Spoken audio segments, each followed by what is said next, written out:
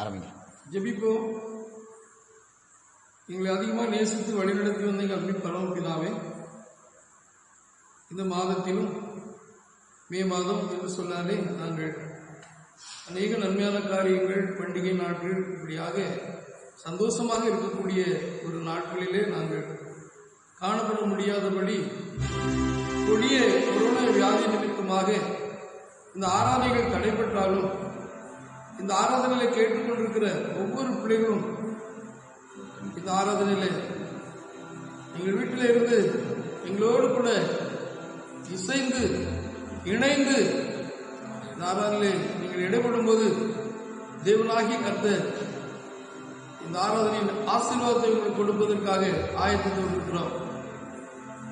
தேவரே, இந்த ஆராதனை நம்மளுடைய அன்பு கரத்தில் ஒப்புக்கொண்டு ஜெபிக்கிறோம்.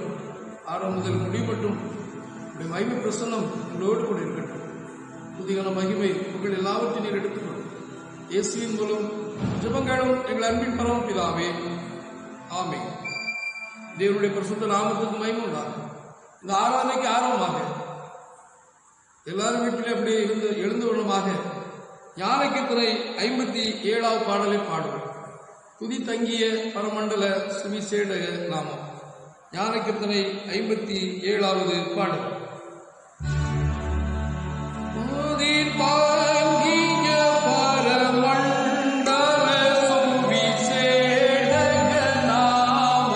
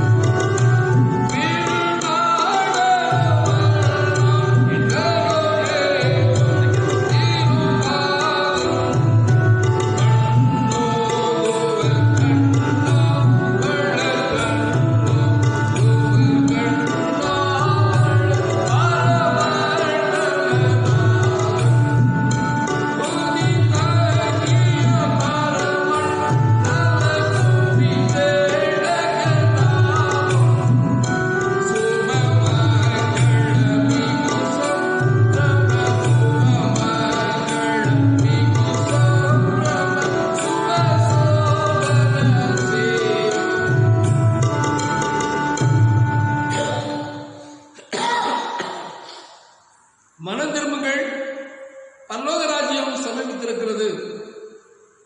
நான் எழுந்த என் தகப்பனிடத்திற்கு போய், தகப்பனே, பரத்து புரோகமாகவும் உமக்கு முன்பாக பாவம் செய்தேன், இனிமேல் நம்முடைய குமாரன் என்று சொல்லப்படுவதற்கு நான் பாத்திரமல்லன் என்பேன்.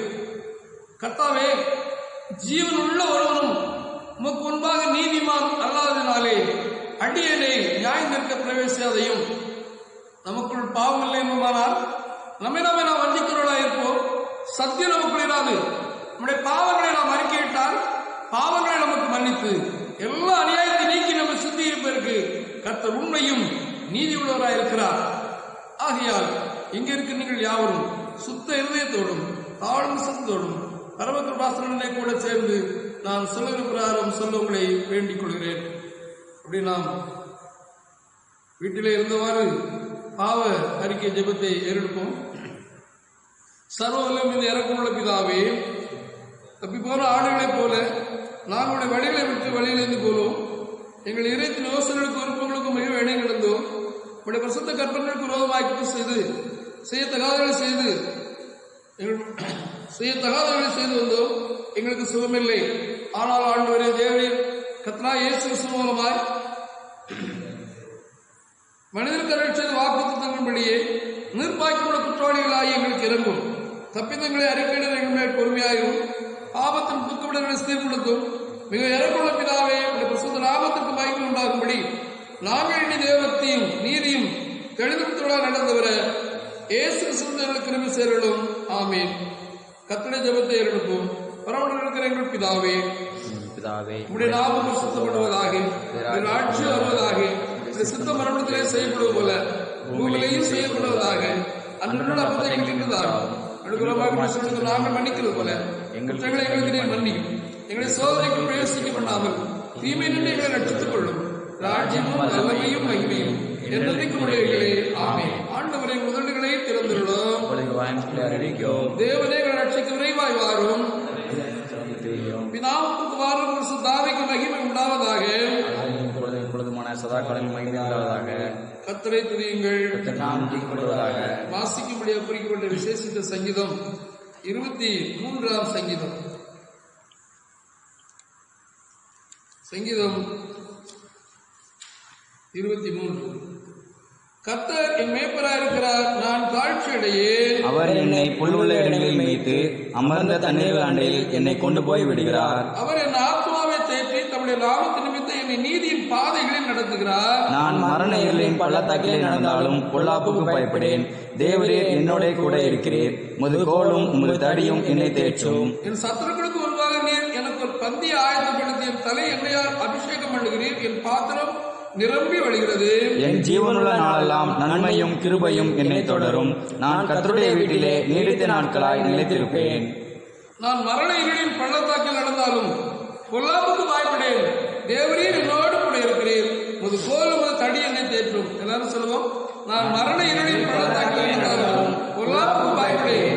தேவரீர் என்னோடு கூட இருக்கிறீர். உமது கோலும் உமது தடியும் என்னை தேற்றும். உட்காருங்கள். இப்பொழுது 2 வேத பாடங்கள் வாசிக்கிறோம்.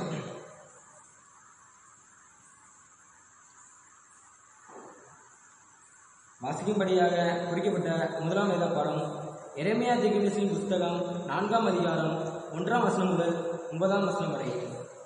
எரேமியா தீர்க்கதரிசியின் புஸ்தகம் 4ஆம் அதிகாரம் 1ஆம் வசனம் முதல் 9ஆம் வசனம் வரை. இஸ்ரவேலே, நீ திரும்புவதற்கு மனதாயிருந்தால் என்னிடத்தில் திரும்பி என்று கர்த்தர் சொல்கிறார். நீ உன் அருவருப்புகள் என் பாலென்று அகற்றிவிட்டால் நீ என்னை அலைந்து திரிவதில்லை.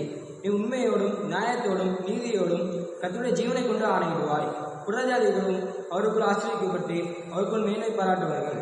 யூதா மனுஷரோடும் எருசலேமோடும் கர்த்தர் சொல்கிறது என்னவென்றால், நீங்கள் முள்ளுகளுக்குள்ளே விதையாருங்கள், உங்கள் தரிசனங்களை பயன்படுத்துங்கள். யூதா மனுஷரே, எருசலேமின் குடிகளே, உங்கள் கிரிகளுடைய பொல்லாக்கு நிமித்தம் உன் உக்கிரம் அக்னியை போல் எழும்பி அவிப்பார் இல்லாமல் எரியாதபடிக்கு நீங்கள் கர்த்தருக்கென்று உங்களை விருத்த சேதனம் பண்ணி உங்கள் இதயத்தின் நுனித்தோலை நீக்கி போடுங்கள். தேசத்தில் எக்காலம் உதுங்கள் என்று சொல்லி யூதாவில் அறிவித்து எருசலேமில் கேட்க பண்ணுங்கள். நான் அரணான பட்டணங்கள் உட்படும் படிக்க சேருங்கள் என்று சொல்லி உரத்த சத்தமாய் கூப்பிடுங்கள். சீயோனுக்கு நேரே கொடியேற்றுங்கள், கூடுங்கள், நிற்காதீர்கள். நான் வடக்கிலிருந்து பொல்லாப்பையும் மகா சங்கத்தையும் வர பண்ணுவேன். உன் தேசத்தை பாழாக்கிவிடும் படிக்கு சிங்கம் தன் குதிரிலிருந்து எழும்பி ஜாதிகளை சங்கரிக்கிறவன் தன் சாணத்திலிருந்து புறப்பட்டு வருகிறான். உன் பட்டணங்கள் குடியாதபடி அழிக்கப்படும் என்றார். இதனிமித்தம் இரட்டை கட்டிக் கொள்ளுங்கள், குழம்பி அழகுங்கள். கர்த்தருடைய உக்கிரமும் நம்மை விட்டு திரும்பவில்லையே. அந்நாளே ராஜாவின் இருதையும் பிரபுக்களின் இருதையும் அடித்து போம். ஆசிரியர்கள் திடுக்கிட்டு திகதர்சிகள் திகைப்பார்கள் என்று கர்த்தர் சொல்கிறார். வாசிமுறையாக குறிக்கப்பட்ட முதலாம் வேதப்படம் வாசியாயிற்று.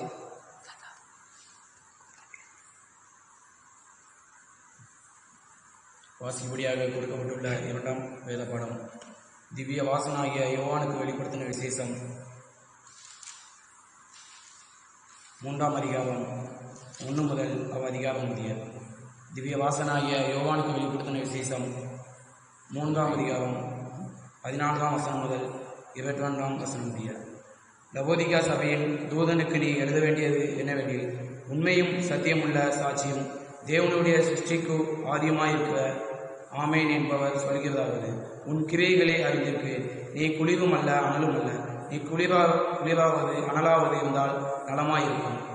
இப்படி நீ குளிருமின்றி அனலுமின்றி வெதுவெதுப்பாயிருக்கிறபடினால் உன்னை என் வாயிலிருந்து வாந்தி பண்ணி போடுவேன். நீ நிர்பாக்கியம் உள்ளவனும் பரிதைக்கப்பட்டவனுமாகவும் தரித்திரனும் குருடனும் நிர்வாணியுமாயிருக்கிறதை அறியாமல் நான் ஐசுவான் என்று திரவியம் பண்ண வேண்டும், எனக்கு ஒரு குறையும் இல்லை என்று சொல்கிறபடியால் நான் நீ ஐசுவானாகும்படிக்கு நெருப்பிலே புடமிடப்பட்ட பொன்னையும் உன் நிர்வாணமாகிய அவலட்சணமும் தோன்றாதபடிக்கு நீ உடுத்திக்கொள்வதற்கு வெண்வஸ்திரங்களையும் என்னிடத்திலே வாங்கிக் கொள்ளவும், நீ பார்வையடையும்படிக்கு உன் கண்களுக்கு கலிக்கம் போடவும் வேண்டும் என்று உனக்கு ஆலோசனை சொல்கிறேன். நான் நேசிக்கிறவர்களோடு கூட அவர்களை கடிந்து கொண்டு சிட்சிக்கிறேன். ஆகையால் நீ ஜாக்கிரதையாயிருந்து மனதிருக்கும். இதோ வாசப்படி நின்று கதவை தட்டுகிறேன். ஒருவன் என் சத்தத்தை கேட்டு கதவை திறந்தால் அவனிடத்தில் நான் பிரவேசித்து அவனோடே போஜனம் பண்ணுவேன், அவனும் என்னோடே போஜனம் பண்ணுவான். நான் ஜெயங்கொண்டு என் பிதாவனுடைய சிங்காசனத்திலே அவர்களே கூட உட்கார்ந்தது போல ஜெயங்கொள்கிறவனோ அவனும் என்னுடைய சிங்காசனத்தில் என்னோட கூட உட்காரும்படிக்கு ஆவல் செய்வேன். ஆவியானவர் சபைகளுக்கு சொல்கிறதை காதலுடன் கேட்க விடவன் என்றெழுது என்றார். வாசிக்க வேண்டிய 2ஆம் வேதபாடம் வாசித்தாச்சு.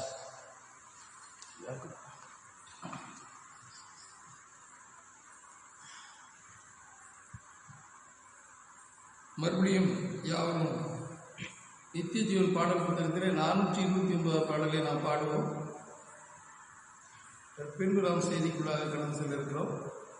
ஜெபத்தோடு இந்த பாடலும் அப்படியே தொடர்ச்சியாக செய்தியிலும் நீங்கள் எழுந்து கொள்ளும்போது அது உங்களுக்கு ஒரு ஆசீர்வாதத்தை கொண்டு வரும் என்பதை கருத்துக்குள்ளாக நான் விசுவாசிக்கிறேன். 429 மணவாளன் கர்த்தர் இயேசு வருகின்றார். மணவாளன் கர்த்தர் இயேசு வருகின்றாரே, மணவாட்டி சந்திக்க ஆயத்தந்தானா. மணவாளன் கர்த்தர் இயேசு வருகின்றாரே, மணவாட்டி சந்திக்க ஆயத்தந்தானா. என் பிரியமே, என் சுமமரி, எழுந்து வா, நேசரை சந்திக்கவே. என் பிரியமே, என் சுமமரி, எழுந்து வா, நேசரை சந்திக்கவே.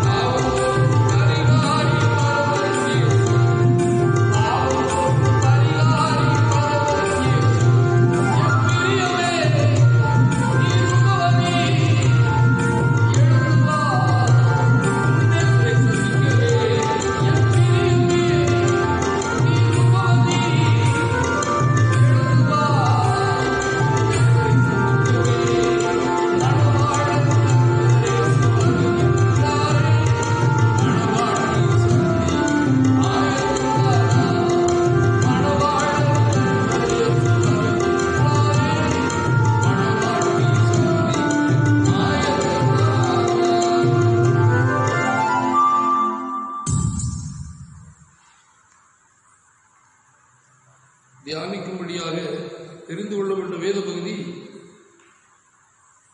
வாசிக்கேட்ட 2ஆம் பாடத்தின் வெளிப்படுத்தின விசேஷம் 3ஆம் அதிகாரம் 20ஆம் வசனம்.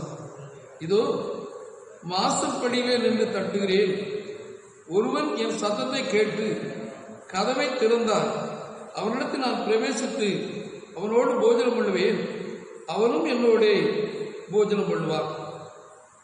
ஒருவன் என் சத்தத்தை கேட்டு கதவை திறந்தால் அவனிடத்தில் நான் பிரவேசித்து அவனோடு போஜனம் பண்ணுவேன், அவனும் என்னுடைய போஜனம் பண்ணுவான். அல்லேலூயா. இந்த வேத வசனத்துக்கு கேட்பதற்கு முன்பாக நான் ஒரு விஷயம் ஆண்டவரை நோக்கி பார்ப்போம். நன்றி தகப்பனே, இதோ நான் வாசற்படியில் நின்று தட்டுகிறேன், ஒருவன் என் சத்தத்தை கேட்டு கதவை திறந்தால் நான் அவனோடு போய் இருந்து போஜனம் பண்ணுவேன், அவனும் என்னோடு சேர்ந்து போஜனம் பண்ணுவான். நன்றி தகப்பனே, இந்த வார்த்தையை நாங்கள் தியானிக்கும்படியாக இந்த நேரத்தை எங்களுக்கு தந்திருக்கிறேன். அதை எண்ணி நாங்கள் நன்றி சொல்கிறோம்.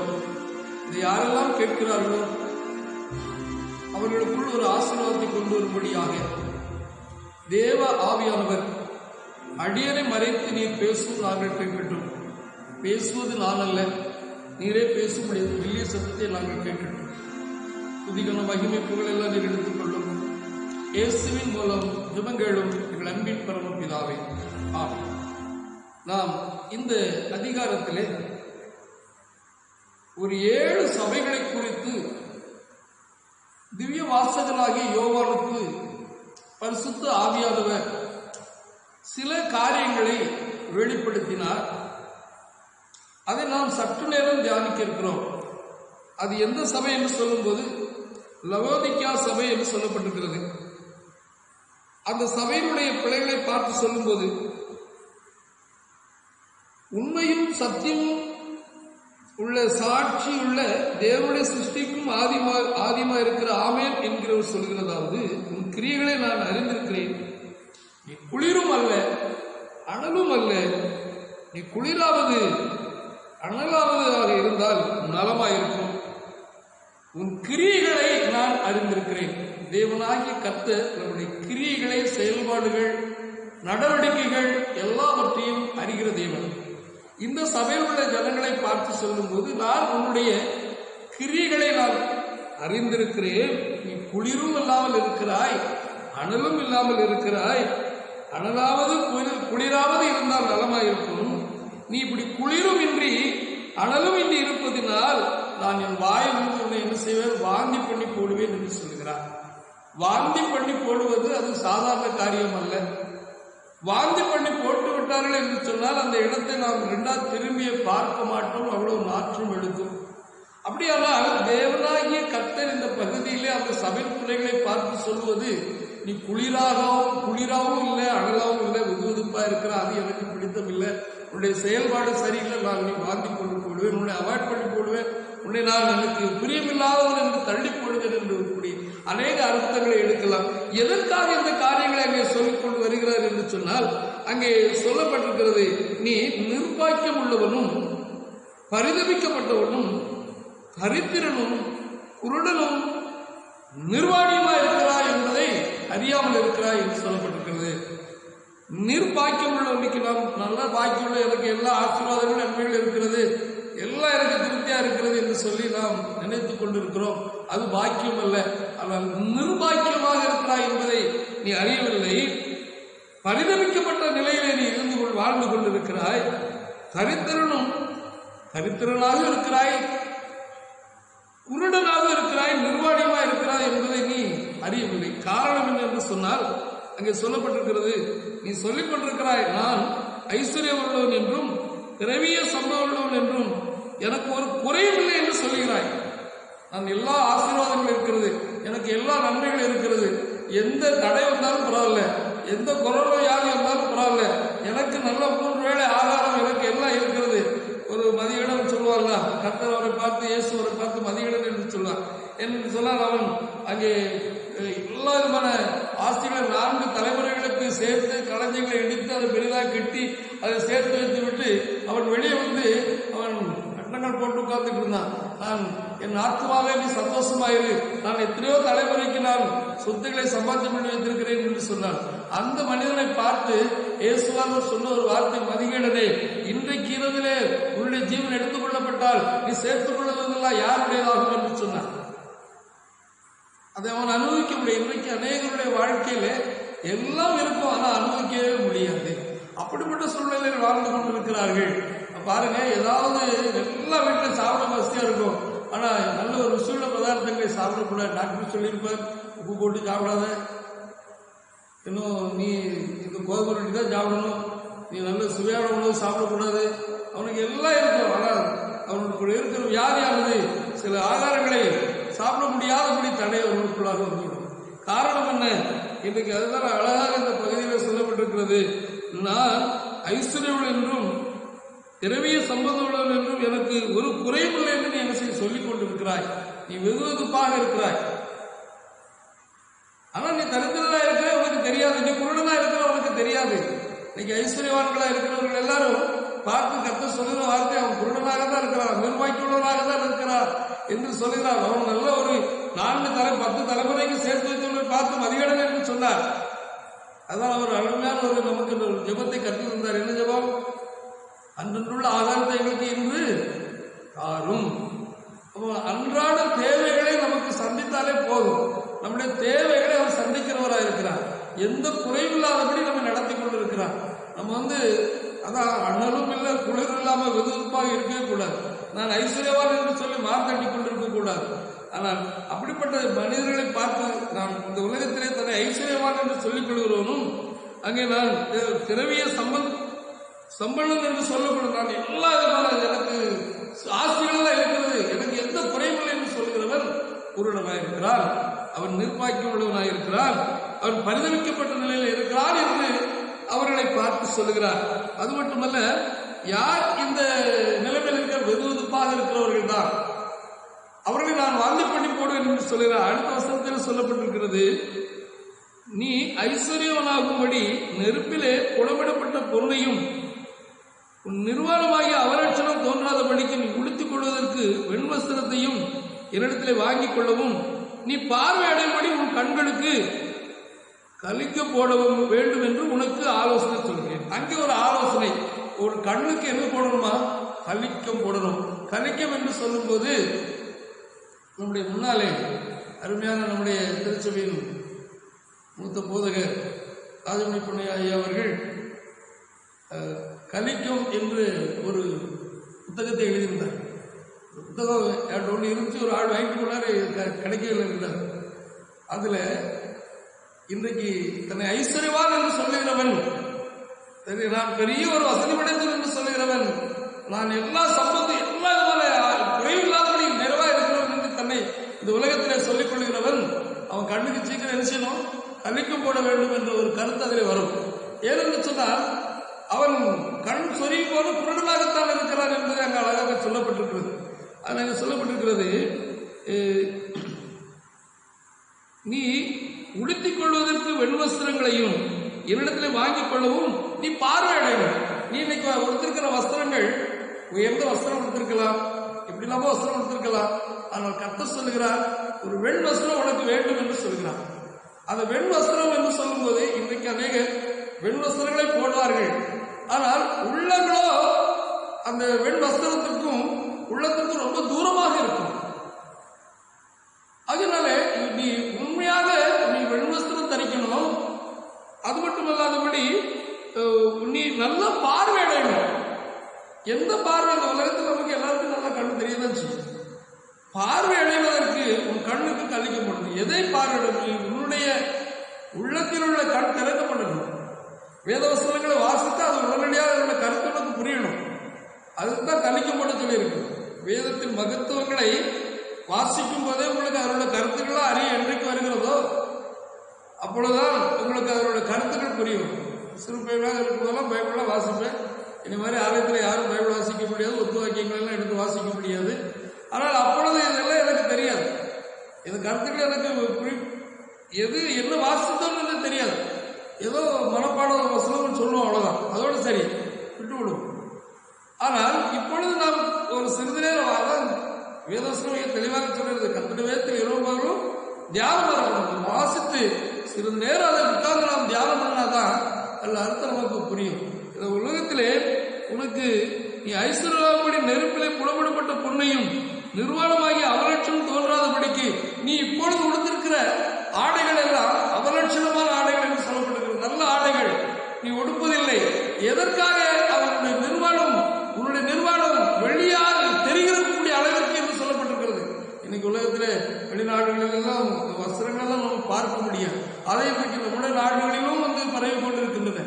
இதெல்லாம் நாம் விவரத்தை சொல்லிக் கொண்டிருக்க முடியாது. ஏன்னு சொன்னால் நம்ம கர்த்தருடைய பிள்ளைகளாகிய நீங்களும் நானும் எப்படி இருக்கணும், எப்படி உடை உடுத்திக் கொள்ள வேண்டும், அவனுடைய வஸ்திரம் வெண்மையா இருக்கணும். அவருக்கு முன்பாக இருக்கும்போது பரிசுத்தமும் உண்மை அந்த வெண் வஸ்திரம் தரித்தவர்களாக நாம் அவருக்கு முன்பாக காணப்பட வேண்டும். அந்த வெண் வஸ்திரம் என்ன? நம்முடைய உள்ளமும் வெள்ளையாக இருக்கணும், வெளியும் நம்ம வெண் வஸ்திரம் தரித்து சுத்தமான சுத்தமாக இருக்கிறோம், இன்னும் தன்னை பரிசுத்தமாக்கிக் கொள்ள வேண்டும் என்று வேதம் சொல்கிறது. அவருக்கு முன்பாக நாம் வெண் வஸ்திரம் தரித்தவர்களாக காணப்பட வேண்டும். அவருக்கு முன்பாக நாம் அங்கே ஒரு பார்வை, நல்ல நம்முடைய பார்வை தெளிவாக, கண் தெளிவாக இருக்கணும். கண் கெட்டதாக சொன்னா அது தரித்து நீ அதை பிடிங்கி போடு, நீ அந்த கண் இல்லாதவனாக பரலோகத்துக்கு போகலான்னு சொல்லி இன்னைக்கு பார்வை, இச்சையோட பார்வைகள், தேவனுக்கு பிரியமில்லாத பார்வை எல்லாம் நீங்க வேணும் நம்ம விட்டு. அதுதான் அழகாக சொல்லியிருக்கிற, நீ அனலாயிரு அது குளிராயிரு வெதுவெதுப்பாயிராது என்று சொல்லி அடுத்தால ஒரு வசனங்கள் சொல்லப்பட்டிருக்கிறது. இதோ நான் வாசற்படி நின்று தட்டுகிறேன், ஒருவரின் சத்தத்தை கேட்டு கதவை திறந்தால் நான் பிரவேசித்து அவனோடு போஜனம் பண்ணுவேன். இன்றைக்கு யாருமே கதவை தட்டினா திறப்பதில்லை. அங்கே அருமையான உன்னத பாட்டிலே அருமையான சாலமன் ஞானி பாடி வைத்திருக்கிறார். ஒரு நல்ல ஒரு பாடல் பாடி வைத்திருக்கிறார், நமக்கு தெரியும். அதான் நம்ம இன்னைக்கு செய்திக்கு முன்பு நம்ம அந்த பாடலை படித்தோம். மணவாளன் கர்த்தரேசு வருகிறார், மணவாட்டி சந்திக்க நீ ஆயத்தனானா. அவர் அங்கே 5ஆம் வசனத்திலே, என் சகோதரியே, என் மணவாளியே, நான் என் தோட்டத்தில் வந்தேன், வெள்ளை போலத்தையும் கந்தவர்க்கத்தையும் சேர்த்தேன், என் தேன் கூட்டை என் தேவோடு புசித்தேன், என் திராட்சை ரசத்தை என் பாலோடும் குடித்தேன். சிநேகிதரே புசியுங்கள், பிரியமானவர்களே குடியுங்கள், பூர்த்தியாய் குடியுங்கள். நான் நித்திரை பண்ணினேன், என் இதயமோ விழித்திருந்தது. நான் நித்திரை பண்ணினேன், என் இதயமோ விழித்திருந்தது. கதவை தட்டுகிற என் நேசரின் சத்தத்தை கேட்டேன். என் சகோதரியே, என் பிரியமே, என் புறாவே, என் உத்தமியே, கதை திற. என் தலை பணியினாலும் என் தலைமையில் இரவில் பெய்யும் பூரணினால் நலைந்திருக்கிறது என்றார். அல்லேலூயா. அவனாக சொல்லுகிறார். நம்மளை எப்படி கூடுதாரா? என் பிரியமே, என் ரூபவதியே, என் சகோதரியே, என் பிரியமே, என் புறாவே, என் உத்தமியே, கதவை திற. எனக்கு எத்தனை காட்டி சொல்ல பாருங்க. என் சகோதரியே, என் பிரியமே, என் புறாவே, என் உத்தமியே, கதவை திற. கதவு திற, என் உத்தமியே கதவு திற அப்படின்னு சொல்லி கதவை தட்டுகிறார். இப்பொழுது அவர் நல்லா சாப்பிட்டு பிள்ளைகளோடு படுத்திருக்கிறார். அவர் என்ன சொல்லுகிறார்? வீட்டிலே படுத்திருந்து அவருடைய சத்தம் கேட்கிறது, கதவை தட்டுகிற சத்தம் கேட்கிறது, எழுந்திருக்க வேண்டும் என்று எண்ணம் வருகிறது. ஆனால் அவருக்கு இந்த அதிகாரத்தை நீங்க வீட்டில் வாசிக்கணும். அந்த உள்ளதப்பட்ட 5 வாசனா தான் இதோ வாசல் படி நான் தட்டுகிறேன், அந்த ஒரு வசனத்துக்கு கம்பேர் பண்ணா அது சரியா இருக்கும். பாருங்க, கதவு தட்டி கொண்டே இருந்தார். அவர் சொல்லுகிறார், கதவு தர, என் தலை பணியிலே என்ன செய்து கொண்டிருக்கின்றன, நனைந்து கொண்டிருக்கின்றன. நான் வீட்டுக்குள்ள வரணும், நான் உங்ககிட்ட தங்கணும். இப்படி கதவை தட்டுகிறார். ரொம்ப நேரம் தட்டினார், எந்திரிக்கல. அவன் என்ன நினைச்சிட்டு இருக்கான்? நான் பிள்ளைகளோடு படுத்தாச்சு, நல்லா சுத்தம் பண்ணி விட்டு நான் இப்பொழுது பிள்ளைகளோடு நல்ல உணவு எடுத்து விட்டு படுத்திருக்கிறேன். இப்பொழுது நான் எந்த இடத்துக்கு எழுந்து போனால் அடுத்தால என் வஸ்திரம் பழமையா போகும். அடுத்தால எனக்கு வேற வஸ்திரத்தை என்ன செய்ய முடியாது, நான் மாற்ற முடியாது. அதனாலே அவன் அப்படியே படுத்துட்டு எந்திரிக்க வேண்டுமான இரு மனதோடு படுத்து அவன் நித்திரையிலே காணப்பட்டான். இப்பொழுது கதவின் துவார வழியாக நேசர் தன்னுடைய கையை விடுகிறார். அப்படியாவது ஒரு விரல் காணப்படுகிறது, கை காணப்படுகிறது. என்று யாரோ ஒரு கதை தட்டுவார் என்று சொல்லி திறந்து பார்க்க வருவாரா என்று சொல்லி அவர் அங்கே கையை உள்ளே விடுகிறார். அப்படின்னு அவன் எந்திரிக்கல. அது சொல்லப்பட்டிருக்கிறது, என் நேசர் தமது கையை கதவு துவாரத்தின் வழியாக நீட்டினார். அப்பொழுது என் உள்ளம் அவர் நிமித்தம் என்ன செய்து பொங்கினது. என் நேசருக்கு கதவை திறக்க நான் எழுந்தேன். பூட்டின கைப்பிடியின் மேல் என் கைகள் இருந்தது, வெள்ளை போலவும் என் விரலில் இருந்தது, வாசனையும் வெள்ளை போலவும் வடிந்தது. பாருங்க, கதை ரொம்ப நேரம் தட்டினாரு, எந்திக்கல. விரல கையெல்லாம் கையை விட்டு பார்த்தாரு, இவன் எந்திக்கல. ஆனா ரொம்ப நேரம் சத்தம் போட்டுட்டு அவர் அப்படியே எரிசிட்டாரு, போய்விட்டார். இப்பொழுது அவன் திடீரென்று அவன் போய் பார்க்கணும் அப்படின்னு சொல்லி கதை திறந்து பார்க்கிறார். அங்கே அவர் தட்டின அந்த இடத்திலும் அவர் கைப்பட்ட அந்த கைப்பிடியிலும் அங்கே என்ன வெடிந்ததா அழகாக சொல்லப்பட்டிருந்தது. வெள்ளை வாசனை உள்ள வெள்ளை போல என்ன செய்தது, வெடிந்தது. இப்பொழுது அந்த கதவு அவர் தட்டின இடம் ரொம்ப அதிக வாசனையாக இருக்கிறது. இந்த வாசனை அவரால் தாங்க முடியவில்லை. ஐயோ, நான் கதவை திறந்து முதலே அழைத்திருப்பேன் என்று சொன்னால் என் வீடு எவ்வளவு வாசனையா இருந்திருக்கும், எங்க வீட்டுல எவ்வளவு சந்தோஷமா இருந்திருக்கும் அப்படின்னு சொல்லி, இப்பொழுது நேசர் எங்க போயிருப்பாரு, இப்பதானே தட்டினாரு, பக்கத்துல போயிருப்பார் என்று சொல்லி அவன் ஓடி போய் இந்த வீதியாக போயிருப்பார் என்று சொல்லி ஒவ்வொரு வீதியாக ஓடி போய் தேடி பார்த்தான். ஆனால் நேசரோ என்ன செய்யல, காணவில்லை. இல்லையா, அவர் போய்விட்டார். இப்பொழுது ஒவ்வொரு தெருவா ஓடி ஓடி பார்க்கிறார். ஆனால் அவனை நாய் தான் என்ன செஞ்சு துரத்தினது. ராத்திரி போல வீதியில் ஓடல என்ன துரத்தும், என்ன துரத்தும், நாய் தான் துரத்தும். இப்படியாக அவர் எவ்வளவு தண்ணி பார்க்கிறார். நான் அவன் கூட வரணும், அதான் ஏதோ வாசப்படி தட்டுகிறேன், ஒரு சத்தத்தை கேட்டு கதவை திறந்தான், நான் உள்ளே பிரவேசிப்பேன், அவனோடு போஜனம் பண்ணுவேன், அவன் என் பிள்ளையாக இருப்பான், நான் அவன் தேவனாக இருப்பேன் என்று சொல்லியிருக்கிறான். இன்றைக்கு நாம் புறக்கணிக்கிறவர்களாக இருக்கிறோம். நாம் இன்றைக்கு என்னைக்காவது நம்ம சாப்பிடும்போது அவரை நோக்கி கூப்பிட்டுருக்கோமா, இன்றைக்கு இந்த ஆகாரத்தை தந்தீங்க, இந்த தண்ணீரையும் அப்பத்தையும் நீங்க எனக்கு ஆசீர்வதித்தாங்கன்னு சொல்லியிருக்கிறோமா? ஒரு நாள் சொல்லவே மாட்டோம். ஏன்னா இன்னைக்கு நம்ம அப்படிப்பட்ட ஒரு நாட்டுக்குள்ளாக தான் நாம் வாழ்ந்து கொண்டிருக்கிறோம். எனக்கு அன்பான கிறிஸ்துவுக்கு பிரியமா இருக்கிறேன். இந்த அருமையான வேளையிலும் நாம் ஆண்டவராகிய இயேசு கிறிஸ்து கதவை தட்டி கொண்டிருக்கிறார். ஒருவரின் கதவை திறந்தால் நான் அவனோடு பிரவேசிப்பேன், அவனோடு நான் போஜனம் பண்ணுவேன் என்று அவர் சொல்கிறார். நாம் இந்த சத்தத்தை கேட்டு கதவை திறப்போம். அவரை நம்முடைய வாழ்க்கையிலே சொந்த ரட்சகராக ஏற்றுக்கொள்வோம். அவர் நிச்சயமாக நம்ம தாவீது சொல்கிறார், நான் மரண இருளின் பள்ளத்தாக்கில் இருந்தாலும் பொல்லாப்புக்கு பயப்படேன், தேவரீர் என்னோடு கூட இருக்கிறீர், உமது கோலும் உமது தடியும் என்னை தேற்றும் என்று சொல்கிறார். அல்லேலூயா.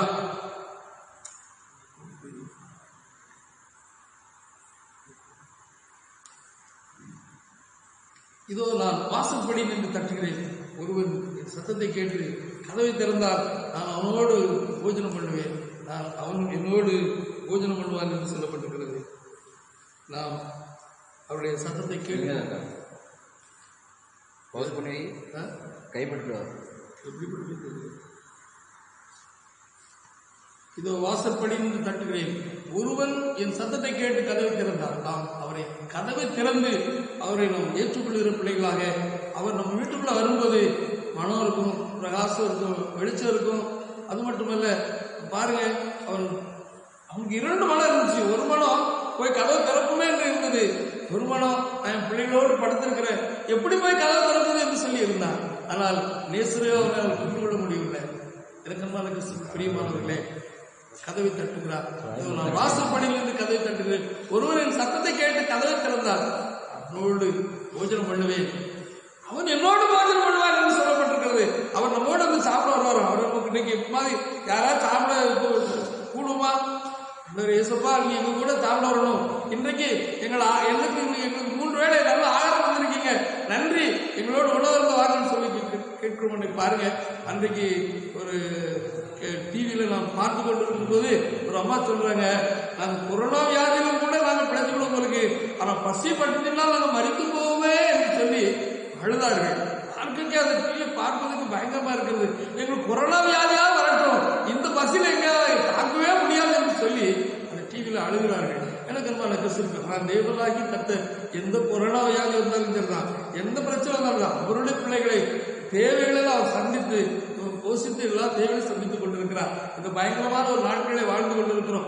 பாருங்க, இன்றைக்கு அருமையான மோகன்சிலாசன் பேசும்போது நல்ல ஒரு சத்தியத்தை கொடுத்தாங்க. என்னன்னு சொன்னால், இன்றைக்கு இந்த மதுபானம் அப்படி நின்றுடும். அப்படி நிற்கவில்லை என்று சொன்னால் அதனுடைய தேசத்துக்கு ஒரு ஆசீர்வாதம் குறைவு என்று சொல்றோம். இன்றைக்கு அநேக வீடுகளில் இருந்து ஜெபிக்கக்கூடிய ஒரு சூழ்நிலைக்குள்ளாக நாம் மாற்றப்பட்டிருக்கிறோம். வீடுகளில் எத்தனை பேர் ஜெபிக்கிறார்கள் என்பது தெரியல. நான் கேட்கிறேன், நீங்களாம் ஜோம் பண்ணுறீங்களா? நாங்கள் ஜோம் பண்ண பாடும் சில வீடுகளால் பாடும் சத்தெல்லாம் கேட்கிறது ரொம்ப சந்தோஷமா இருக்கிறது. ஆராதனைக்கு ஆலயத்துக்கு போக முடியவில்லை என்று சொன்னாலும் வீட்டிலே அநேகர் ஜபித்துக் கொண்டிருக்கிறீர்கள். பார்ப்பதற்கு மிகுந்த சந்தோஷமாக இருக்கிறது. வீட்டிலே பாடலை பாடணும், ஜெபிக்கணும், துதிக்கணும், தேவனை பயன்படுத்திக் கொண்டிருக்கணும். அவரை தேடுகிற பிள்ளைகளுக்கு ஒரு நன்மையும் குறைபடாது என்று சொல்லப்பட்டிருக்கிறது. இந்த ஏழை கர்த்தரை குறிப்பிட்டார். அப்படி எடுக்கிற எல்லாவற்றிலும் நீங்களாக்கி அவரை விடுவித்தார் என்று சொல்லப்பட்டிருக்கிறது. இயேசுவாக சொன்னார், இந்த கொள்ளை நோய்கள், மகா பூமி அதிர்ச்சிகள், இந்த பூமியில யுத்தங்கள், கலகங்கள், கொள்ளை நோய் எல்லாம் உருவாகும். ஆனால் முடிவு உடனே வராது. இன்னும் இன்னொரு காலம் இருக்கிறது. என்ன என்று சொன்னால், இப்பொழுது கொடிய நோயினாலே இந்த உலகம் முழுவதுமே திகைத்துக் கொண்டிருக்கிறது. அடுத்த ஒரு காரியம், மனிதர்கள் எல்லாம் ஓடி போய் குன்றுகள் எல்லாம் போய் ஒழித்துக் கொள்வார்களா? இந்த குன்றுகளை பார்த்து நீங்க என்ன விடுங்க, இந்த மகா பயங்கரமானவருக்கு முன்பாக எல்லாம் நிற்க முடியாது என்று சொல்லக்கூடிய ஒரு நாள் என்னோடு இருக்கிறது. இன்னும் எத்தனையோ காலங்கள் இருக்கிறது. அப்படிப்பட்ட காலங்களில் எல்லாவற்றையும் தேவனாய் கர்த்தர் நம்மை அற்புதமாக அதிசயமாக அரவணைத்து பாதுகாக்க வேண்டும் என்று சொன்னார். அவர் தினந்தோறும் நான் கதவை தட்டுகிறேன், ஒருவர் என் சத்தத்தை கேட்டு கதவை திறந்தா தினந்தோறும் கதவை தட்டி கொண்டிருக்கிறார். இன்னைக்கு நம்ம வீடுகளிலே நல்ல செய்திகள் எல்லாம் வந்துவிட்டது. வீடுகளிலே நாம் ஜெபத்தோடு இணைந்து கொண்டிருக்கிறோம். அதனால் எப்பொழுதும் நாம் எல்லா டிவிகளிலும் ஜெபங்களும் வேத வாசிப்பும் எல்லா நிகழ்ச்சிகளும் பார்ப்பதற்கு நன்றாக இருக்கிறது. அதோடு நாம் இணைந்து ஜெபிக்கிற ஒரு அனுபவத்தை நாம் பெற்றுக்கொள்வோம். எனக்கன்மான கிறிஸ்துக்கு பிரியமான, இனி காலம் செல்லாது. பயங்கரமான ஒரு உலகத்துக்கு நாம் வந்துவிட்டோம். இனி எதிர்காலமெல்லாம் எப்படி இருக்கும் என்று சொல்லவே முடியாது. எனக்கன்மான கிறிஸ்துக்கு பிரியமானவர்களே, நான் என்னுடைய காலங்களிலெல்லாம் நான் படிக்க செல்லும் போதெல்லாம் 3-4 வேலைக்கு வாடி இன்றி வந்தது. அப்பெல்லாம் போய் சேரணும். ஆனால் இப்பொழுது இன்றியே வரவே இல்லை. எப்படிதான் போறவங்க, எப்படிதான் வேலைக்கு வராங்கன்னு தெரியல. அப்படியானால் நாம் பயங்கரமான ஒரு காலகட்டத்தில் எல்லாரும் படித்து எல்லாரும் வேலைக்கு ஆயத்தமா இருக்கிறோம். வேலை கிடைப்பது கஷ்டம். இப்படிப்பட்ட பலவிதமான இக்கட்டுகள், துன்பங்களுக்குள்ளாக நாம் நெருக்கப்பட்டு கொண்டு வருகிறோம். அதனாலே நாம் தேவனுடைய சமூகத்தில் இந்தவரோடு நாம் ஐக்கியப்பட்டு கொண்டு இருப்போம். சிங்கக்கண்டிகள் கூட பட்டினியா இருந்து தாழ்ச்சியா இருக்கும். ஆனால் கர்த்தரை தேடுகிற பிள்ளைகளுக்கு ஒரு நன்மையும் குறையக்கூடாது என்று சொல்லியிருக்கிறார். அதுதான் தாவீது அருமையாக சொன்னார், கர்த்தரை நான் எக்காலத்தில் ஸ்தோத்திரிப்பேன், அவருடைய துதி எப்பொழுது என் வாயில் இருக்கும். அவரை நாம் துதித்துக் கொண்டே இருப்போம், மகிமைப்படுத்திக் கொண்டு இருப்போம். அவரை நோக்கி கூப்பிடுவோம். இந்த ஏழை அவரை நோக்கி பார்த்து அவருடைய எல்லா ஐக்கியத்திலிருந்து அவரை நீங்களாக்கி விடுவித்தார். ஒரு பாடல் உண்டு, சிங்கக்குட்டிகள் பட்னி கிடக்கும், ஆண்டவரை தேடுவது குறையில்லையே. சிங்கக்குட்டிகள் பட்னி கிடக்கும், ஆண்டவரை தேடுவது குறையில்லையே. ஆண்டவரை தேடுவது குறையில்லையே. என்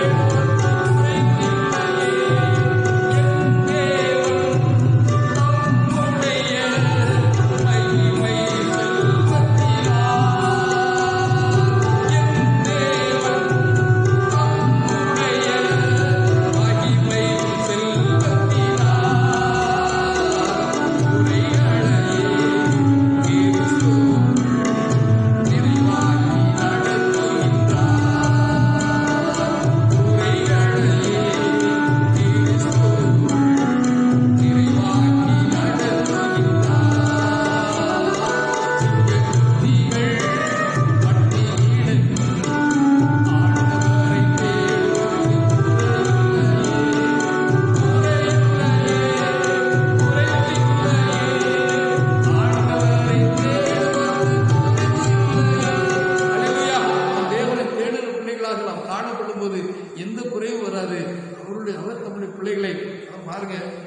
நம்முடைய மகிமை பலத்த கைக்குள் அடங்கியிருக்க ஏற்ற நாட்களில் அவர்களுக்கு உயர்த்துவார். இன்றைக்கு நம்ம பிள்ளைகளை பார்த்தோம்னா புதிதாக எங்கேயாவது உட்கார்ந்து கூட்டமாக விளையாடுவது. இன்னைக்கு ஏதாவது ஒரு வாலிபர்கள் ஒரு 10 பேர் இருந்து ஏதாவது ஒரு பணக்காட்டுக்குள்ள போய் இருந்து ஜோம் பண்ணுவானா? ஜோம் பண்ண மாட்டான். இப்போ அவங்களுக்கு தெரியல, நம்ம ஆண்டவரை தேடணும், ஒரு பயங்கரமான நெருக்கடிக்குள்ள காலத்துக்குள்ள நம்ம இருக்கிறோம் அப்படின்னு கொஞ்சம் கூட அந்த பிள்ளைகளுக்கு, அதுவும் கத்தோட பிள்ளைகளுக்கு கொஞ்சம் கூட உணர்வே இல்லை அப்படின்னு நம்ம சொல்லணும். ஆனால் அப்படிப்பட்ட ஒரு நாட்களுக்குள்ளாக நம்ம வந்திருக்கோம் என்பதை அறிந்து நாம் கூடி ஒரு ஜெபிக்கிற அனுபவத்தை நாம் பெற்றுக்கொள்ளணும். பிள்ளைகள் வீடுகளிலே ஜெபிக்கணும், தனிமையாக போய் ஜெபிக்கணும். இப்படிப்பட்ட ஒரு ஜெபத்தை கர்த்தர் விரும்புகிறார். அவருடைய ஜெபத்தை ஒரு வாட்ஸ்அப்பில் ஒரு சின்ன பிள்ளை அருமையாக ஜெபம் பண்ணுது. கடந்த வாரத்தில் கூட கொஞ்ச நேரம் அந்த டிவியில் நம்ம அந்த செல் மூலமாக எடுத்து நம்முடைய ரேடியோவில் நம்முடைய ஆலயத்தில் ஒளிபரப்பணும். ஏனென்றால் அப்படி சின்ன பிள்ளைகள் அது ஒரு பாடத்தோடு ஜெபிக்குது. தேவன் எப்படி இல்லாமல் ஒவ்வொரு பிள்ளைகளை எடுத்து பயன்படுத்தி கொண்டிருக்கிறார். இதனால கர்த்தருடைய பிள்ளைகளாகி நீங்களும் நானும் ஜெபிக்காதபடி இந்த நாட்களை நாம் வீணாய் கழித்தோம் என்று சொன்னால் நாம் எந்த ஒரு பயங்கரமான இந்த உலகத்திலே நாம் வாழ்வது கடினம், தண்டனைக்கு தப்பித்துக் கொள்வது கஷ்டம். அருமையான வீணாய் காலம் கழித்தேன், சற்று தோணாமல் நின்று விழித்தேன். வீணாய் காலம் கழித்தேன், சற்று தோணாமல் நின்று விழித்தேன். காணலாட்டை தேடி இருந்த கருத்தை என்னை திருத்தேன். காணலாட்டை தேடி வந்த கருத்தை என்னை திருத்தேன். ஆசையாகி நின்றோமே வீணாய் காலம் கழித்துக் கொண்டிருந்தார். இந்த உலகத்திலே நாம் நன்மைகளை பெற்றுக்கொள்ள முடியாது. அதான் வீணாய் காலம் கழித்து சற்று தோறாமல் நின்று விழித்தேன். இன்னைக்கு அப்படிதான் நம்ம வீணா காலங்களை கழித்துக் கொண்டிருக்கிறோம். காலம் நேரமும் கழித்து டிவியை தான் பார்த்துட்டு இருக்கோம். எப்போ இந்த லாக்டவுன் நிற்குவாங்க, உடனடியாக நம்ம அங்கே ஓடணும் இங்கே ஓடணும் அதை பார்க்கணும், நமக்கு நாளைக்கு தேவையெல்லாம் சந்திக்கிறதுக்கு அந்த வேலைக்கு போகணும் இந்த வேலைக்கு போகணும் நம்ம துடிச்சு கொண்டு இருக்கிறோம். ஐயோ குடும்பத்தை நடத்த முடியலையேன்னு சொல்லி அநேகர் கலைந்து கொண்டு இருக்கிறோம். என்ன செய்வது, யாராவது உதவி பண்ண மாட்டாங்களா, அரசு உதவி செய்யாதா, அனுமதி செய்யன்னு சொல்லி அதை தான் நீங்கள் பார்த்து கொண்டு இருக்கிறோம். ஆண்டவரை நோக்கி பார்க்கிறோம். அவர் தான் நம்மளுடைய தேவைகளெல்லாம் சந்திக்கணும். இந்த அரசு எத்தனை சரக்கு நமக்கு தந்தாலும் அவர் தரக்கூடிய ஆசீர்வாதம் சாதாரணமாக இருக்காது. பாருங்க, சிறு ஜனங்கள் அன்றைக்கு அனந்தரத்திலே மன்னா கொண்டு அவங்க என்னெல்லாம் கேட்டாலும் அதெல்லாம் கொண்டு கொடுத்தார். அதே போல இன்னைக்கு அவர் கொடுப்பதற்கு அவர் நல்லவராக இருக்கிறார். இன்னைக்கு நம்ம எதை கேட்டாலும் அவர் கொடுப்பார், அவருக்கு முடியும். அந்த விசுவாசம் நமக்குள்ள வரணும். அவரிடத்துல கேளுங்கள், நீங்கள் உடனடியாக பெற்றுக்கொள்வீர்கள். கேட்கிறவரும் பெற்றுக்கொள்கிறான். நாம் கேட்கிறோம், நம்ம நோக்கி பார்ப்போம், ஜெபிப்போம், வேத வாசிப்போம். எந்த நேரம் வீட்டில் கரெக்டாக ஜெபம் பண்ணுவதற்கு நம்ம அர்ப்பணிப்போம். பாருங்க, நம்ம எத்தனை காரியம் பார்த்துருக்கோம். ஒன்று முதலாவது பார்த்தோம், அனல் இல்லாமல் குளிர் இல்லாமல் வெது வெதுப்பாக இருக்கிறாய், வாயில் நான் வாந்தி கொண்டு விடுவேன். அதனால நீ பெரிய ஐஸ்வர்யவான் என்று சொல்லி உன்னை மார்த்தட்டி கொண்டிருக்கிறாய். நீ ஐஸ்வர்யவான் கிடையாது, நீ நிர்வாணியா இருக்கிறாய், நீ குருடனா இருக்கிறாய். உன் கண்ணுக்கு கழிக்க போடணும். அந்த கழிக்கு போட்டாச்சு அப்படின்னா உனக்கு ஒரு வெண்வசனம் கொடுக்கப்படும். இப்பொழுது நீ நல்ல ஒரு பார்வையாளராக மாறுவாய். அந்த கலிக்கம் வேத வசனம். அந்த வேத வசனத்தை நீ நல்லா வாசிக்கணும். அந்த வேதத்தினுடைய வசனங்களை நீ வாசிக்கும் போது அடிக்கடி ஓயாமல் திறந்தோர் வாசித்துக் கொண்டிருக்கும் போது உன் கண் தெளிவாகிவிடும், உன் கண் திறக்கப்படும். அந்த கண் திறந்தாச்சு என்று சொன்னால் நீ உன்னை பரிசுத்தமாய் பாதுகாத்துக் கொள்வாய், உன்னை சுத்தவனாய் மாற்றிக்கொள்வாய் என்று நாம் முதலாக பார்த்தோம். இரண்டாவது, நான் வாசப்படி நின்று நான் தட்டுகிறேன், ஒருவன் என் சத்தத்தை கேட்டு கதவை திறந்தால் நான் அவனோடு நான் பிரவேசித்து நான் அவனோடு போஜனம் பண்ணுவேன், அவன் என்னோடு போஜனம் பண்ணுவான். அவர் கதவை தட்டும்போது நீங்கள் திறக்கலைன்னா அவர் போய் விடுவார். அவர் போன பிறகு நீங்கள் எங்கே போய் வாடினாலும் அவர் பிடிக்கவே முடியாது. ஆகினாலே அவர் தட்டுகிறார், தினந்தோறும் தட்டி கொண்டிருக்கிறார். அவர் தட்டுகிறார். ஆகினாலே கதவை திறந்து அவரை சொந்த ரட்சகர் நம்ம வாழ்க்கையில் ஏற்றுக்கொள்ளும். தினந்தோறும் எப்பொழுது கதவை எப்போ தட்டுவாரு, நீங்கள் வீட்டில் ஜெபம் பண்ணும்போது உங்கள் கூட வந்து ஜெபம் பண்ணுவார். நீங்கள் ஆண்டவர் ஏதாவது என் நாமத்தை எங்கே கொண்டாலும் நடுவில் இருக்காரு. நீங்கள் குடும்பமாக ஜெபம் பண்ணும்போது அவர் உங்க கூட ஜெபம் பண்ணிட்டு இருப்பாரு. நீங்கள் குடும்பமாக கூடியிருந்து ஜெபித்து உணவு பண்ணும்போது அவர் உங்க கூட வந்து உட்கார்ந்துருவாரு. நீங்கள் அப்போதையும் தண்ணீரையும் ஆசீர்வாதத்தை ஜெபம் பண்ணிட்டு நீங்கள் சாப்பிடுங்க, உங்கள் சரீரத்தில் எந்த பலனும் இருக்காது, எந்த ஒரு வியாதியும் இருக்காது. ஏன்னா அவர் அப்போதையும் தண்ணி ஆசீர்வாதம் உங்களுக்கு தராரு, நம்ம கூட இருப்பார். என் பிள்ளை சாப்பிட்டு இருக்கா, அது நல்லா சாப்பிட்டு சொல்லி பார்த்துட்டே இருப்பார். ஒரு பெற்றோர் வந்து பிள்ளைகளுக்கு சோறு கொடுக்கும்போது பார்த்துட்டே இருப்பாங்க, என் பிள்ளை எவ்வளோ சாப்பிடுவாங்க, எப்படி சாப்பிடுவான்னு பார்த்து சந்தோஷமா பார்த்துட்டு இருப்பாங்க. அதே போல கர்த்தர் பக்கத்துலேருந்து என் பிள்ளை எப்படி சாப்பிடுவாங்க, என்ன செய்யலாம், என் பிள்ளை என்ன செய்யறதுன்னு பார்த்துருக்கேன். நாம ஆகினாலே அவர் பிரியமில்லாத காரியங்களை நம்ம செய்து கொண்டு வாழ்ந்து கொண்டிருந்தோம் என்று சொன்னால் நாம் எந்த ஒரு நன்மையும் பெற்றுக்கொள்ள முடியும். பாருங்க, அவன் போய் கதவை திறந்து பார்த்தோம்னா கதவுல வாசனை வீசுது. அங்கே பயங்கரமா, ஐயோ இந்த கதவுல இருக்கிற வாசனை, அவர் வீட்டுக்குள்ள வந்திருக்காரு, என்ன வாசனை வந்திருக்கு, அவரை விட்டுட்டேன்னு சொல்லி வீதிக்கு ஓடலாம். என்ன நடந்தது, நாய் தான் வந்து துரத்தினது. எனக்கு மனக்கு கதவு தட்டும்போது நாம் பிறப்பதற்கு நாம் எப்பொழுது ஆயத்தமாக இருக்கணும். அடுத்தால மூன்றாவது நாம் நோக்கி பார்க்கணும். அது எந்த குறைவும் நமக்கு வராது. நாம் காலங்களை நேரத்தை வீணாக்காதபடி அவரை நோக்கி பார்க்கணும். அவரை நோக்கி உண்மையாய் அவரை நோக்கி கூப்பிடுகிற யாரும் ஒருபோதும் விட்டுவிட்டு போவதில்லை. தாவீது சொல்கிறார், எனக்கு ஒத்தாசை வரும் பரலோகங்களுக்கு நேராக என் கண்களை எழுப்பேன். வானத்தையும் பூமியும் உண்டாக்கின கர்த்தரிடத்தில் எனக்கு ஒத்தாசை வரும். இந்த மனிதனிடத்திலிருந்து, இந்த அரசியலிடத்தில் எங்கிருந்து எங்களுக்கு ஒத்தாசை வர வேண்டாம். அவர் நினைத்த நம்மளை உயர்ந்த கண்மலின் பேர் நிறுத்திடுவார். உயர்த்துவார். நம்ம நினைச்சா, அவர் நினைச்சாச்சுன்னா ஒரு செகண்ட்ல நம்ம உயர்த்திடுவோம். பாருங்க, இஸ்ரவேல் ஜனங்களை குறித்து நான் நினைக்காத பாவங்கள் கூட சில பாவங்கள் இடத்துல இருக்கிறதே என்று சொல்லி வேதனைப்பட்டார். அப்படின்னா அவருடைய பிள்ளைகளாக இருக்கிற நாம் நம்மிடத்துல அவர் நினைக்கக்கூடாத பாவம் கூட நம்மிடத்துல இருக்கக்கூடாதபடிக்கு நம்மை சுத்தமாய் பாதுகாத்துக் கொள்வோம். நிச்சயமாக தேவனாய் கர்த்தர் நம்மை ஆசீர்வதிப்பார். 3 காரியங்கள். நம்முடைய கண் தெளிவாக கழிக்கப்படணும். அந்த வேத வசனங்களை நாம் வாசிக்கும்போது நமக்கு நல்ல ஒரு புரியும். அந்த வேத வசனத்தை நாம் வாசிப்பதற்கு நம்முடைய கண்ணுக்கு கழிக்கப்படணும். அதான் பரிசுத்த ஆவியின் அபிஷேகம் பெற்றுக்கொள்ளணும். 2வது, கதை தட்டும்போது நாம் திறக்கணும். 3வது, அவரை நோக்கி கூப்பிடணும். அவர் நோக்கி கூப்பிடும்போது, உண்மையாக அவரை நோக்கி கூப்பிடும்போது நிச்சயமாக நம்மை ஆசீர்வதித்து நம்மை வழிநடத்துகிறவராக இருக்கிறார். தேவன் தாமே திருவள்ளுவ வார்த்தை மீது நம்மை ஆசீர்வதிப்பாராக. ஆமாம். ஜெபிப்போ. மகா இறக்கும் மட்டில்லாத கிருபை, அன்பு நிறைந்த இந்த நல்ல வேலைக்காக நமக்கு நன்றி செலுத்துகிறோம். இந்த உலகம் முழுவதும் நோயினால் நடுங்கிக் கொண்டிருக்கிறார். உலகம் முழுவதும் பாவம் பெருகிவிட்டது. அன்று சோதோம் பாவம் இப்படி சமூகத்தில் வந்து எட்டும்போது இதை அழிக்கு சுத்தமானே. பொழுது ஆபிரகாம் கேட்டார், 50 பேர் இருந்தா அனுப்பிடும், 40 பேர் இருந்தா அனுப்பிடும், நினைக்க மாட்டேன். அப்படியே புரிஞ்சு கேட்டுக்கிட்டு இருந்தார். தைரியமா கேட்டாரு. நான் தைரியமா கேட்கலாமான்னு சொல்லி கேட்டார். அப்படின்னு சொல்லி ஒருத்தம் கிடையாது என்று சொன்னார். ஆனாலும் லோத்தை மட்டும் உனக்காக வெளியே போக சொல்லு, திரும்பி பார்க்காம போக சொல்லு அப்படின்னு சொல்லி நினைக்கிறது. சோதோம் மாதிரி அழைக்க சித்தமாகி அதற்கு பின்பு நோவாவின் நிமித்தமாக தேவனாய் கர்த்தர் மறுபடியும் பூமியை சுத்திகரித்து, அதற்கு பின்பு நினிவே பட்டணம் ஒரு அழிவை நோக்கி ஓடும்போது அவர்கள் உடைய வேத வசனத்தை கேட்டு மனதிருந்தார்கள். அந்த பட்டணத்தை அழிக்காமல் விட்டுவிட்டீர். ஆனால் இப்பொழுதோ சொந்த குமாரனை இந்த உலகத்துக்கு அனுப்பி அவர் மூலமாக இந்த உலகத்தில் உள்ள அனைத்து ஜனங்களை மீட்டுவிட வேண்டும் என்று சொல்லி அனுப்பினேன். இந்த உலகத்தின் ஜனங்கள் ஏற்றுக்கொள்ளவில்லை. ஒரு பகுதியை ஏற்றுக்கொண்டார்கள். அந்த ஏற்றுக்கொண்ட வரிசையில் நாங்கள் இருக்கிறோம். நீ அறிவீர். ஆனாலும் நாங்கள் உலகத்துக்குள்ளாக வாழ்ந்து கொண்டிருக்கிறோம். இந்த உலகம் என்னன்னாலும் எங்களை செய்யலாம். ஆனால் நாங்கள் நம்முடைய கடத்துக்குள்ள இருக்கும்போது யாரும் எங்களை ஒன்றுமே செய்ய முடியாது. நாங்கள் நம்முடைய கடத்துக்குள்ள இருக்கிறோம் என்பதை நாங்கள் விசுவாசிக்கிறோம். நாங்கள் ஐஸ்வர்யவான், எல்லாம் இருக்கிறது, எனக்கு ஒன்றுமே கவலை இல்லை, எந்த கொரோனா வந்தாலும் எது இருந்தாலும் நாங்கள் பார்த்துக்கணும் அப்படின்னு சொல்லி வெதுவெதுப்பாயிராதபடி கதை தட்டும்போது தூங்கிக் கொண்டு திறக்காமல் இருக்காதபடி உண்மை நோக்கி நாங்கள் அனைத்திலும் நோக்கி கூப்பிடாதபடி இந்த உலகத்திலே வாழ்ந்தோம் என்று சொன்னால் எல்லாம் இழந்துக்கும்.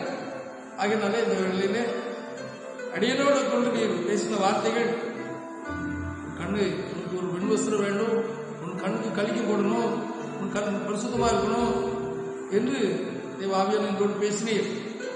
வாசப்பட்டு தட்டும்போது கதை தர தூங்கிட்டு இருக்காத, இருந்தோறும் வேத வாசி ஜெபம் பண்ணு. அப்பொழுது அவர் உங்களோடு கூட இருப்பார். உன் வீடு வாசனை வீசும். உன் வீடு எவ்வளவு சந்தோஷமா இருக்கும், மகிழ்ச்சியா இருக்கும். நன்றி தகப்பனே, அப்படிப்பட்ட ஒரு கிருபைகளை எங்களுக்கு தந்ததுக்காக நன்றி. நோக்கி கூப்பிட்டு ஒருவரும் வெட்கப்பட்டு போவதில்லை. பரிசுத்தவான்கள் அநேகர் ஜெபித்துக் கொண்டிருக்கிறார்கள். அநேக குடும்பங்களிலே ஜெபங்கள், எத்தனையோ வீடுகளிலே ஜெபம் இல்லாத வீடுகளெல்லாம் இப்பொழுது ஜெபித்துக் கொண்டிருக்கிறார்கள். அருமையான சகோதரர் சொன்னது போல ஒரு எழுப்புதல் எங்களுடைய தேசத்திலே காணப்படுகிறது என்பதை நாங்கள் அறிகிறோம். நாங்களும் இணைந்து எல்லா காரியங்களுக்காக ஜெபிப்பதற்கு எங்களுக்கு நல்ல கிருபைகள். உலகத்தில் உள்ள ஒவ்வொரு உலக நாடுகளில் நாங்கள் ஜெபிக்கிறோம்.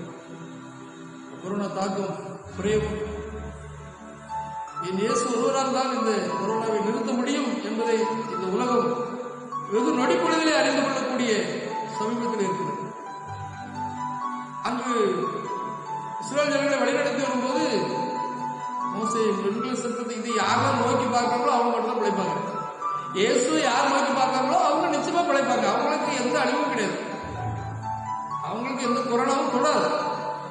நோக்கி பார்க்கிற பிள்ளைகளாக நாங்கள் இந்த நேரத்தில் காணப்பட, இந்த உலகமும் காணப்படும். இந்த உலகத்தில் அதிபதிகள் எல்லாம் சொல்லணும், நல்லா ஜெபம் பண்ணுங்க, இயேசு நோக்கி பாருங்க, நாங்கள் இன்னும் பாவங்களா செய்து எங்களை மன்னிங்க என்று சொல்லி தேவனுடைய சமூகத்தில் உங்களை தாழ்த்துங்க, விழுங்க, அவருடைய பாதத்தில் விழுங்க என்று சொல்லி இந்த உலகத்தில் உள்ள அதிபதிகள் என்றைக்கு சொல்லுகிறார்களோ அன்றைக்கு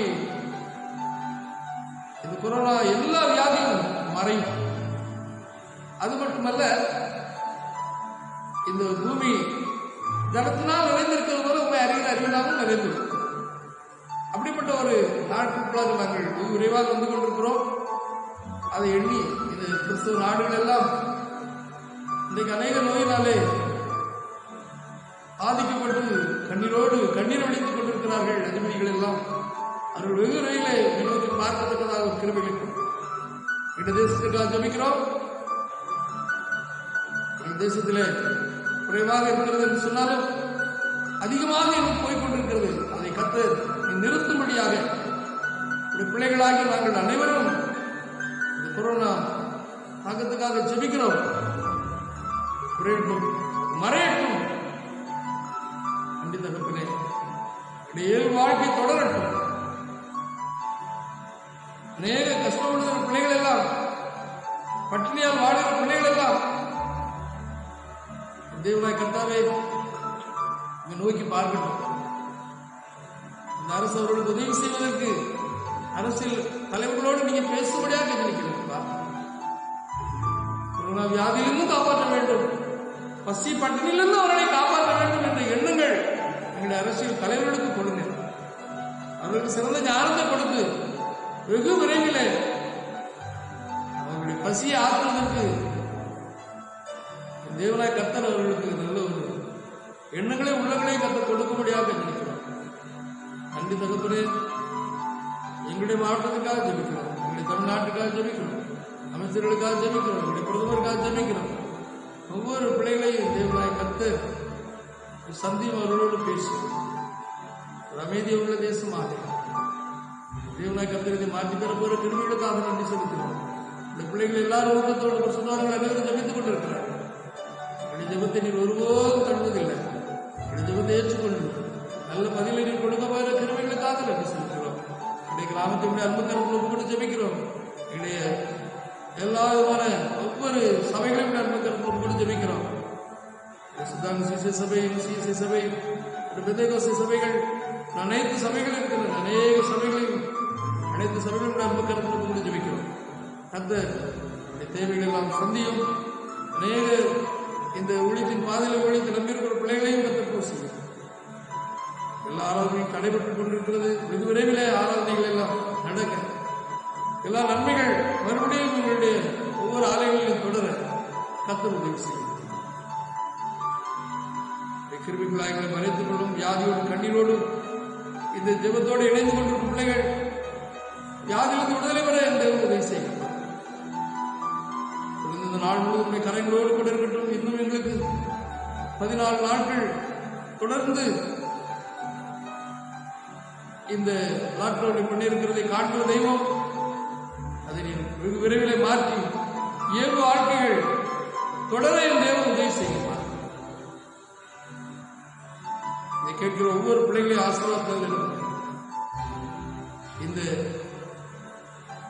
செய்தி யார்கள் துணிக்கிறதோ அவர்களுக்கு 30-60 இல்லையா 100 பலம் கிடைக்கட்டும். ஒரு ஆத்மாவை பெற்றுக்கொண்ட பருவத்திலே சந்தோஷம் அல்லவா? இந்த நிமிஷத்தில் இருந்து ஜெபிக்கும், கதவை தட்டும்போது திறக்கும், நோக்கி பார்க்கும், கண்களை கலைக்கப்படும். தேவன் உதவி செய்யும். புதிய மகிமை புகழெல்லாம் நீங்க எடுத்துக் கொள்ளுங்க. இயேசுவின் மூலம் ஜெபங்களும் எங்கள் அன்பின் பரவப்பிலாவே. ஆமாம். அப்படி கர்த்தராகிய இயேசு கிறிஸ்துவை தேவனுடைய அன்பு பரிசுத்தாவியானுடைய ஐக்கியமும் அவனுடைய போதைக்கும் இருப்பதாக எல்லாரும்